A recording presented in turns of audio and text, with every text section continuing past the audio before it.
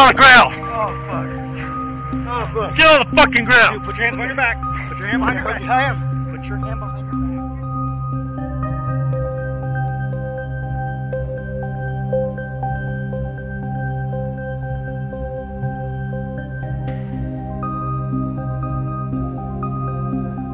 Willie and I were on the side of my house, which would be the west side of the house, fixing some pickets on the fence. Yeah, my name is Willie Gomez. I live down the street from Mike. I'm one of his neighbors, and I do work for him occasionally. Yeah. We heard this brakes, a police car going, and it hit the brakes and kind of looked over at Willie and I. Doing some work for Mike that day, and a cop car went by, and he slowed down, and he looked at us and went down the street and parked, made a U-turn and parked. So we came to the front of the property, which is Malone. I looked down, and he had went up, flipped a U at Brown, 2 streets to the west, made a U-turn, and sat there and just waited. I told Mike I had to go home. When I was going home, I went to the alley back here, there's a field. And I was getting ready to go to my aunt's. You know, he was still sitting over there on the side of the road. But I wasn't doing anything wrong, so I jumped on my bike, crossed the street, heading east down Malone. As I got to my house, I seen the cop car going like a bat out of hell, like he was on, he was on a mission to get somebody, because he was gone. And I cut through the empty lot, brings you out onto Cameron. Went through, came out on Cameron, went to the south side of the road again, and started going east on Cameron this time. Hi, my name is Raul Garcia. We live here on 10th and Cameron, and we were sitting out here, kicking back out here in the front of the garage. And out of nowhere, we seen a cop come by here quick. Leeds, well now I know it's Leeds, he came around off of 10th Avenue, came down Cameron. We're going in opposite directions. I'm going east, he's going west. He came over the median trying to hit me, and I swerved the bike and missed him.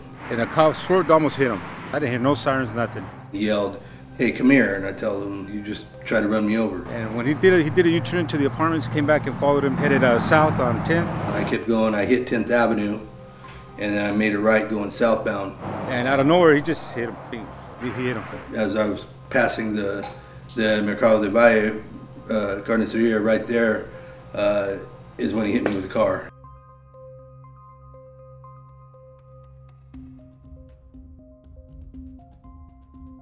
Oh, yeah.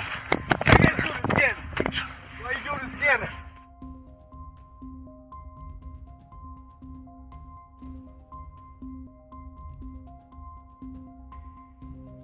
Thank you.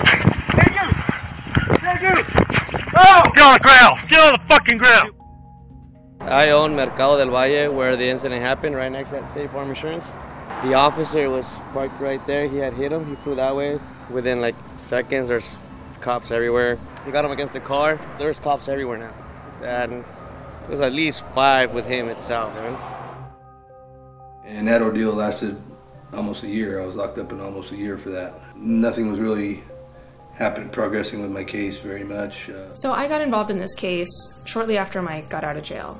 And we are suing Officer Leeds for a violation of Mike's 4th Amendment right to be free from excessive force during arrests. I think the video shows pretty clearly that the force Leeds used on Mike was excessive, but to me what's even more disturbing and concerning is the way Leeds' story has evolved since the arrest. Right after he handcuffs Mike, he tells his officers why he pulled Mike over, and it turns out that that reason is not legally sufficient. So later on, Leeds comes up with a different story. He says that the reason he pulled Mike over was because Mike was riding his bicycle the wrong way on Malone when he left his home. And that is legal justification to detain somebody. But I think it really speaks to the tone of Hanford Police Department's culture and its values and its respect or lack thereof for people's constitutional rights, that the story they came up with that they wanted to tell about why this arrest happened, why this beating happened, is because of a traffic infraction. And so they're saying deadly force is justified over a traffic infraction. Apparently, the Hanford Police Department thinks that riding your bicycle down the road on the wrong side is justification to be hit by a car, have a gun pulled on you, and be repeatedly punched in the head. They sit down the street. It's just like silent harassment without coming up and, honking on the door. Ever since we filed this lawsuit, Mike has been repeatedly harassed by the Hanford Police Department.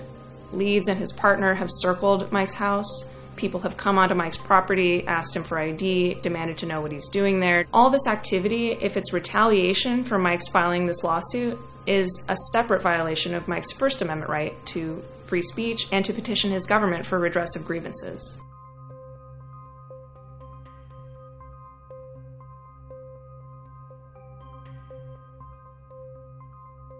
Yeah, it's just like, you know, is it cool to leave the house? Are they gonna try to harass me for anything? Fabricate another story? Planting evidence or setting something up somehow? It's real. The cameras help a little bit though, but can't be everywhere all the time.